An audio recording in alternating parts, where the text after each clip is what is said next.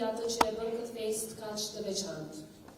Përtej dritave që rrezullojnë dhe simbolizojnë shpresën, reflektojmë mbi bujarinë, solidaritetin dhe bashkimin tonë si komp dhe si shoqëri. Krishtlindja është frymëzim që na kujton se edhe përballë sfidave duhet të triumfojë shpresa.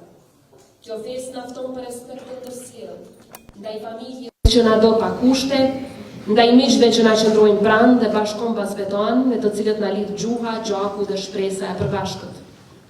Magjia e Krishtlindjes na bën sonte të kthejmë vëmendjen edhe drejt atyre që janë larg, në shërbim, por mbi të gjitha drejt atyre që kanë më së shumti nevojë për kujdesin tonë.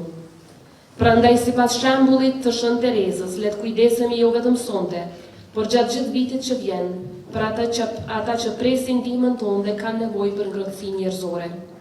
Një buzëqeshje e sinqert, një gjest dashurie mund ta ndriçojë botën e dikujt dhe ta bëjë më të bukur edhe botën tonë. Krishtlindja na kujton se drita gjithmonë e gjen rrugën përballë errësirës dhe se dashuria ka fuqinë që t'i transformojë njerëzit. Kjo natë ka një domethënie edhe më të gjerë shpirtërore, por edhe historike për ne. Historia jonë e pasur është e gërshetuar me traditën tonë shpirtërore ndër shekuj. Ndaj sonte, kujtojmë edhe letrën që apostulli Pali kishte drejtuar romakëve, ku shkruan se ungjilli u shpall nga Jerusalemi e deri në Iliri, duke dëshmuar se këto troje kanë qenë pjesë e hershme e historisë së krishtrimit. Në këtë vazhdimsi historike qëndrojnë edhe figura madhore ilire, sikurse Konstantini i Madh dhe Justiniani i Parë, që të dy Dardan, të cilët transformuan duke përqafuar krishtërimin dhe duke i vendosur parimet e tij në të drejtën romake. Pastaj Shën Jeronimi i Lirth, për kthimin i cilit i shkrimeve të shenjta i dha botës Biblën e shenjtë. Papa Klementi, i njohur po ashtu si Papa Albani, trashëgimia e cilit formsoi jo vetëm identitetin shpirtëror të Evropës, por edhe arkitekturën morale dhe juridike të qytetërimit perëndimor. Në këtë natë të Krishtlindjes ka si të mos kujtojmë edhe martirët e parë katolik, shenjtorët tanë, Florin dhe Laurin nga Ulpiana. Me aktin e flijimit ata dëshmuan besimin dhe lanë një trashëgimi që vazhdon të frymëzojë brezat. Lidhja jone e hershme me vlerat perëndimore na shpihet te kujtimi i kryetrimit, atletit të Krishtit dhe mbrojtësit të krishtërimit, princit të Arbërisë, Gjergj Kastriotit, Skënderbeut, i cili me guxim dhe sakrificë mbrojti këto vlera që formsuan trashëgimin tonë shpirtërore. Ky frymëzim historik gjen vazhdimsinë tek presidenti historik Dr. Ibrahim Rugova, i cili në gusht vitit 2005, gjatë vendosjes së kurthemelit katedrales, theksoi se kjo katedrale do të jetë një shenjë e paqes, e dialogut dhe respektit ndërmjet gjithë qytetarëve tonë, duke shërbyer si një urë mes besimeve dhe kulturave tona. Të dy figurat të ndodhse në kohë të ndryshme janë të lidhur ngushtë me vlerat perëndimore, ndaj janë udhërrëfyes në vizionin tonë euroatlantik.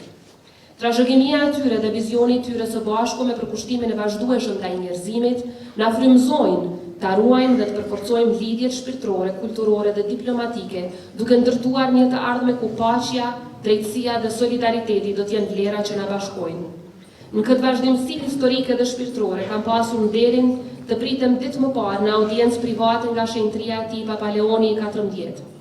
Gjatë këtij takimi përcolla sërish urimet më të përzemërta për fillimin e misionit të tij dhe ftesën e përzemërt për një vizitë në Republikën e Kosovës.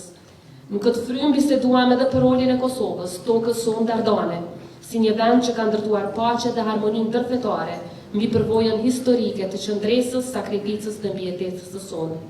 Kosova mbetet e përkushtuar për t'i forcuar marrëdhëniet me selinë e shenjtë dhe për të avancuar mitësinë tonë historike, duke udhëhequr nga vlerat që na bashkojnë: paqja, dinjiteti njerëzor, solidariteti dhe respekti ndërsjellë. Të dashur miq, në këtë natë Krishtlindjeje le të kujtojmë se drita e shpresës dhe dashuria për të tjerët janë ato që mund të transformojnë botën përreth nesh. Le t'i hapim zemrat dhe shtëpitë tona, jo vetëm për gëzim dhe festë, por edhe për mirësi, për kujdesje dhe solidaritet. Le të marrim frymëzim nga shembulli i Nën Terezës dhe të gjitha figurave tona historike, duke përhapur dashurinë dhe shpresën tek të tjerët, duke i mbajtur të gjalla traditat dhe vlerat tona. Qofshin ditët tuaja të mbushura me paqe, shëndet, gëzim dhe dashuri të pakufishme, për shumë më të gëzuar Krishtlindjen dhe një vit të ri plot bekime për të gjithë.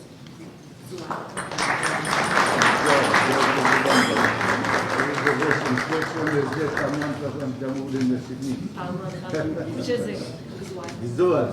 Gëzuar e bashkë qenë.